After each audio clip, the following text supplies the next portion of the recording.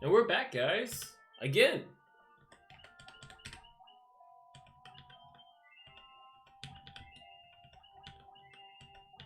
So I've got a couple levels trying to figure out where this place was.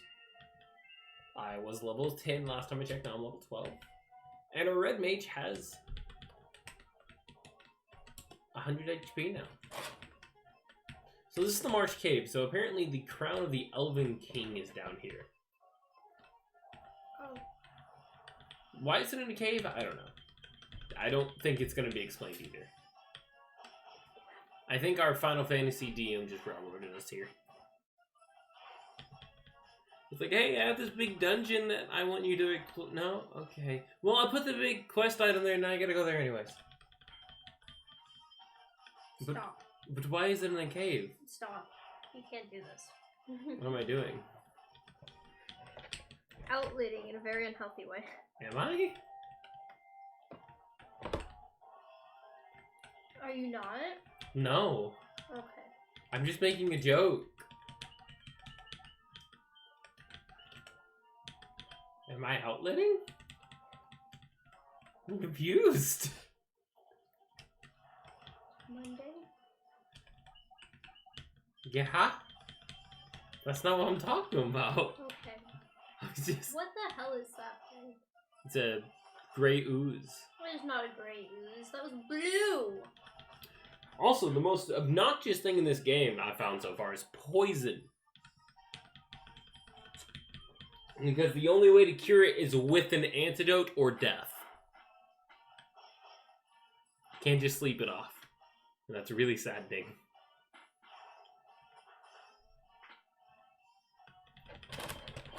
So, I went and spent all of the money I earned on antidotes. Because why not? I shouldn't have to buy them for hopefully the rest of the game, because who knows how common the poison condition is going to be.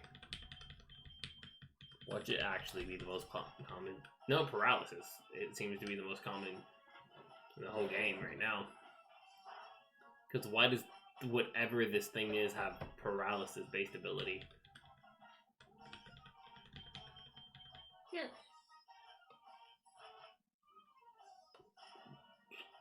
Alright, 2 of my people are out. And these skeletons are just gonna die quick. Looks like they have high DPS on anyone that is not my fighter, but low health, unlike the carrion crawler. Carrion crawler? Just regular crawler. Which is the exact opposite. I don't want to hear about carrying crawlers. You want to tell them that story? No. No? I don't want to talk about it. You want to talk about it? Well, I want to talk about it. I don't know. So in Dragon Heist, which is a poorly written module for people who are experienced with Dungeons & Dragons, there's this side quest, like, tier system, which is really cool in concept, where you get to earn ranks in other guilds and feed your notoriety and fame throughout Dragon Heist. You get special magic items, you unlock special abilities. It's really cool. Except it isn't. Except one of my players decided to go down one of the, I think it was Greyhawk lines. And in this process, they ended up on a mission where there's to be protecting dung sweepers, because dung sweepers have been going missing recently. So this character was preparing for this massive encounter with this probably big bad evil guy after watching one of their other players just get wrecked by 2 scarecrows. And this encounter happened to be after a lot of preparation and a lot of spell work and a lot of just watching and plotting and thorough planning. It happened to just be a giant fucking caterpillar that came out of the sewer and attacked, and that was the whole mission. After spending an in-game 10 days on this, because that's how long this mission is, just to fight a carrion crawler. I don't like to talk about it. I love to talk about it. It's so fucking frustrating. It was entertaining, and I knew behind the screen the whole time that that's how that was gonna play out, and I was just like, no. No. The joke's on you. I spoiled the big bad evil guy for myself. I don't think that joke's on me, Love Bug. Yes. I guess it's common knowledge that Xanathar's a beholder. Spoilers. Oh, I'm sorry. It's not like there's a book with him on it. Yeah, it's not like he's the cover art of Xanathar's Guide to Everything or not. But I'd feel bad if he didn't have his own book. yeah, but no, because I didn't put that together for some reason. I didn't either. That it was the same person. And like, but he gave me 2 hints, like 2 little things. I forget what one of them was. Oh, it was the gazer. Yeah.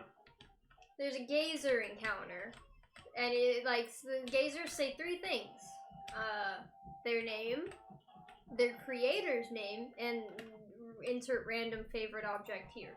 I think I went with underwear. Yes, and This is the green slime. at least they're green. And They have a very high physical resistance. Hold on. so, which my character was a book nerd, so I rolled to see if she would know that, because she was like a wizard Kalishtar. Yeah. With an octopus familiar. So, ow. That's a bomb animation for that spell. So I rolled pretty high and I knew all these things and I kept having her go to the library and read books and shit. But then also there's an NPC named Zoblob, and I think you like. Did you make up him being afraid of Xanathar, or is that a genuine thing? That's in his character bio. So like, The only thing that scares him more than himself is Xanathar, word for word. yeah. And is his origin story real? Yes, the fact that he was a gnome that went into the Undermountain is what it's called. Yes. And after an explosion, his mind got swapped with that of a beholder's. So there's a beholder in the Undermountain with the brain of a gnome. So, Zoblob is, though he looks like a deep gnome or whatever, or is just a gnome. He might be a deep gnome. I can't remember his exact race, but I know he's a gnome or a civic. Like, Zoblob is, at his core, a beholder.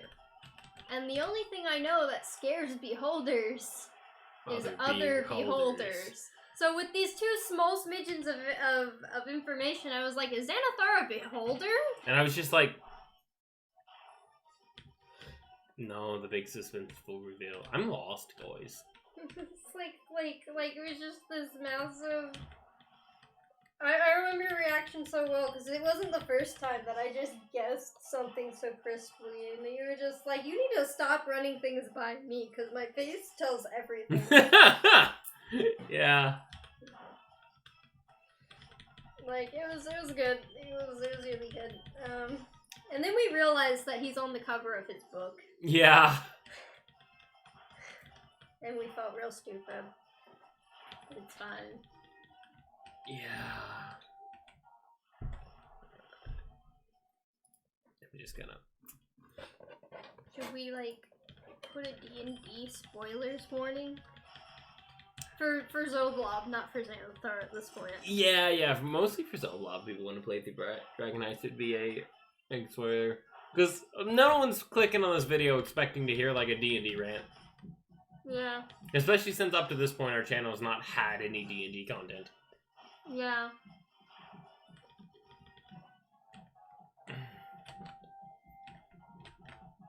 We've had so many horror stories with D&D that we could just start putting those in here.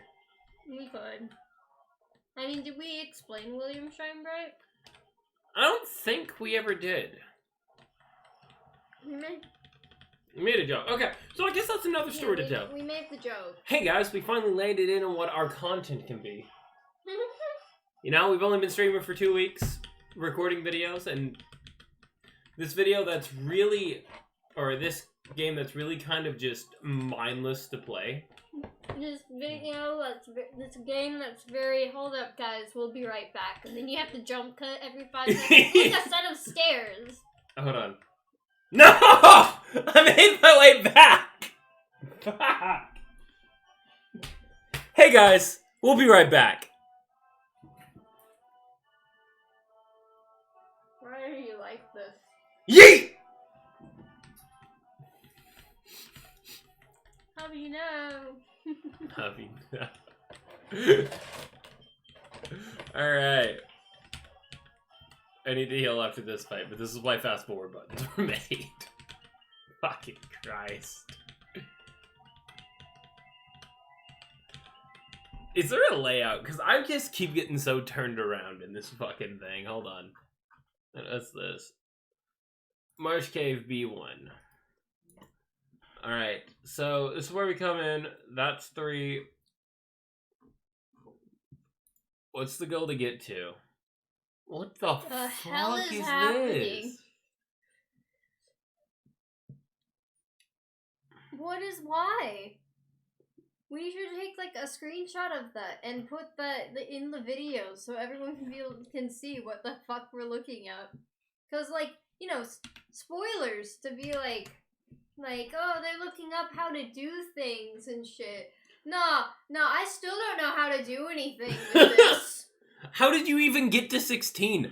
Because 16's the only way in, right? I don't know. Click 16 and find out. Alright, so we're on B2. So it's split down the middle. And you know what? I'm gonna actually do this. I still don't see 16. I don't either. Where the fuck? I think it's 7 here. Alright, so I'm gonna... Oh, that's the wrong one. That's the wrong one.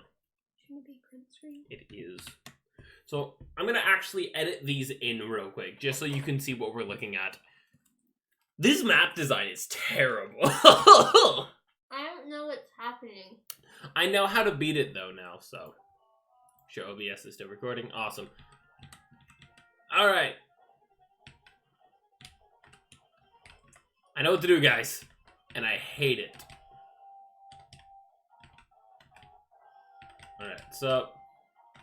First of all, this map is massive. Alright, so the William Shinebright story. No.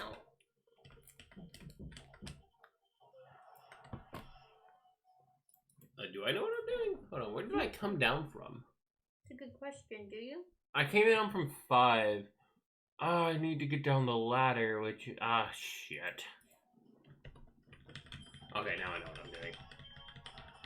So, I was very tired of one D&D campaign, and this whole plot line was improvised. Yes. So, I had them go on this side quest in one of my homebrew campaigns, where, there was a sheep, and they woke up in an inn, and the whole quest line, or switched bodies with their, rival adventuring party, the Pathfinders, because we play D&D, not Pathfinder. Right? I'm gonna call that being part of my edgy DM phase.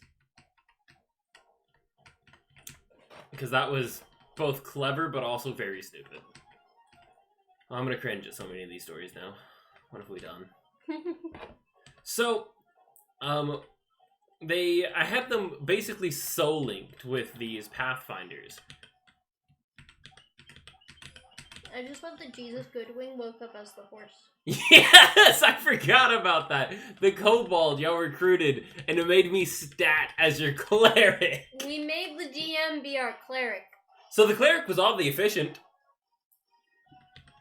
It was very interesting. It was funny, he started taking necrotic spells to heal our ghost player. It was crazy.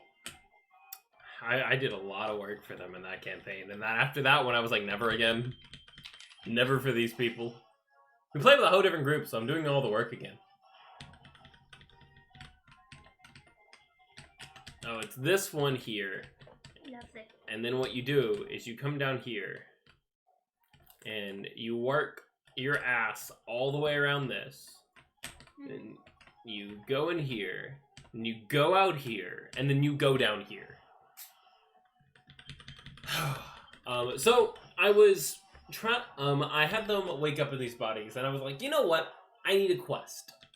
But I was working a really shit kitchen job at the time. And I never got to prep for D&D, so I literally, half asleep, wrote this whole thing in one go. Yes. It was, William was some sort of powerful magic transmuter, you know, and he had, like, a rival that he'd known for, a while? His whole magic college career. Rival type deal. Yeah, that was the vibe I was trying to get at. It's like, they've been rivals since the entire time they've been. He was like, I've set up this fight, the guy has transmuted a bed dragon, they're gonna have to fight it, we talked it down. Yeah. So, the whole plot of this is, they wake up in these bodies and they have a mission guide. The mission guide says, follow the sheep, right? The sheep comes at them. I really hope that comes over well, because that was the best sheep sound I've ever made. I got a cottage, guys. The sheep leads them to, fuck if I really remember the other guy's name. What's that? And can it be equipped to him?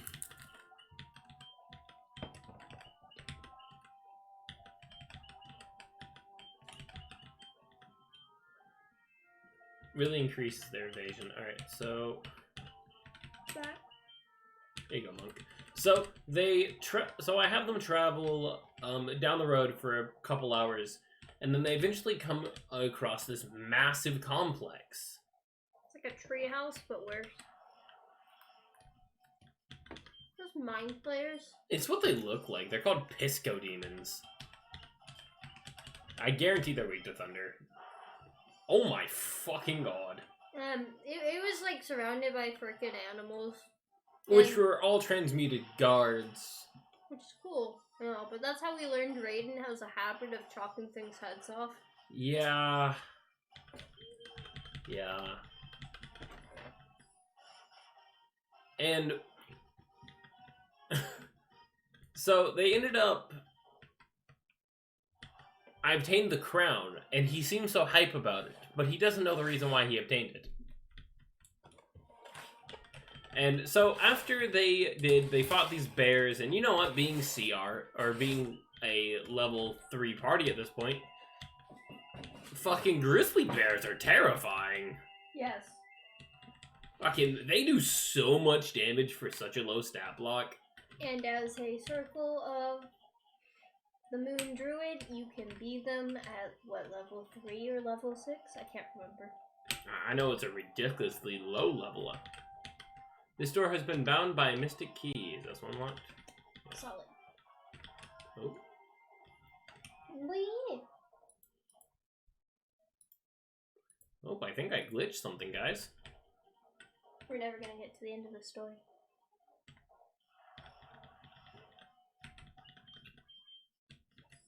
So, after going in and talking to the rivals, they fight through some bears, some guards, get to the rival, and he's like, my ultimate creation! The bear dragon, or the bed dragon. The bear dragon! Rawr.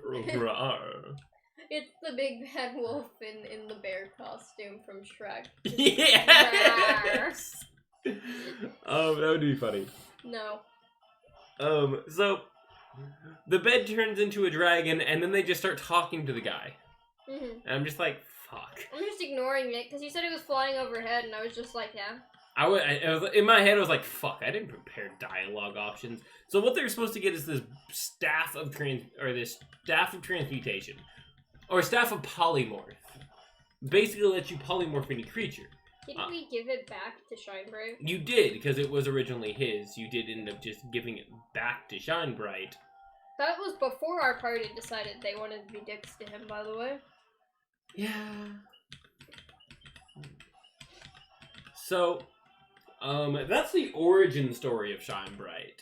Eventually, so he was meant to just be this one-off character that the party seemed to both thoroughly enjoy and hate at the exact same time. It was his voice. And give you a good example of his voice. Oh god, save me. Hello, my fellow adventurers. This is William Shinebright, here to travel with my compatriots. Yeah, it wasn't just that. He'd be like, hello, my fellow companions. Hello, my fellow companion. Every time. Because Every single time. Because he thinks you're his friends. And then he became, like, an important, like, high-end magic user in the storyline. I think the next time we saw him was when we were at Silver's Tower. Yes, so what I ended up doing him, because he was so well received, I ended up tying him into the story. Like, make this side quest actually, like, work cool. And you know what? They did thoroughly enjoy it.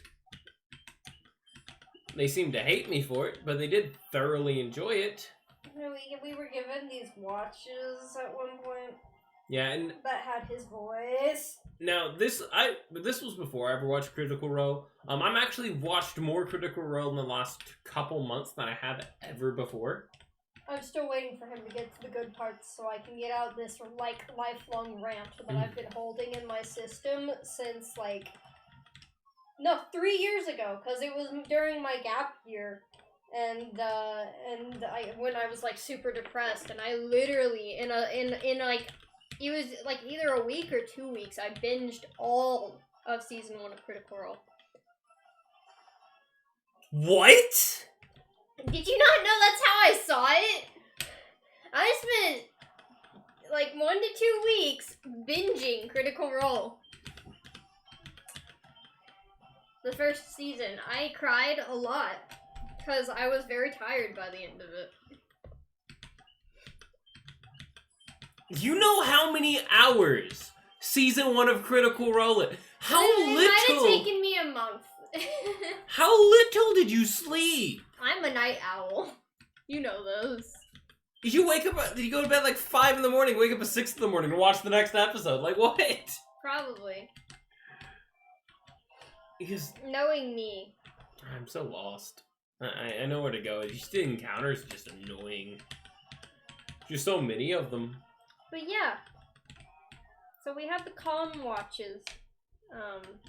And apparently, he's really like a good character comparison to him, just less sexual, Gilmore. Yeah. We did not flirt with Shinebright. He had a calm in the elevator up his tower. And shit was the most annoying. I remember that was the first time I saw any of the party being really violent about it, was they blew up the speaker, which was funny. Right? Do you see if I'm looking at this right, I am... Oh, where the fuck am I? I don't think you're on this floor. I have to be, though. No. No, I'm definitely on this floor. No, you're on this one with the curvies. You're near one of these curvies. I think I'm over here. I think I need to get way the fuck over here. Yeah. And then there was like some big, chaotic, explodey, bad shit that happened to the city, and we found him in the aftermath. And for some reason, my party of shits, like obviously my character didn't like him either. She was very annoyed with him.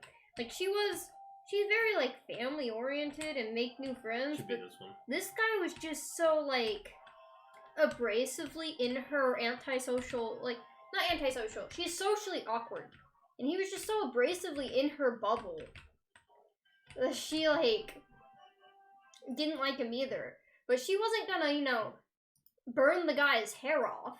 Yeah, so being an elf, one of his big things is his hair, right? Is his overly, like, taking care of hair.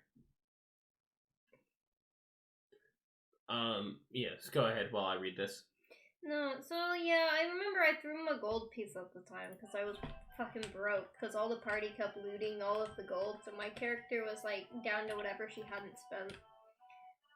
For context, these players wanted, like, excluding her, wanted a murder hobo campaign, and I wanted a very lore-heavy campaign. So we were entering a stage, and I did talk to him before we started. It's like, this one's going to have a lot more plot than what we've previously done.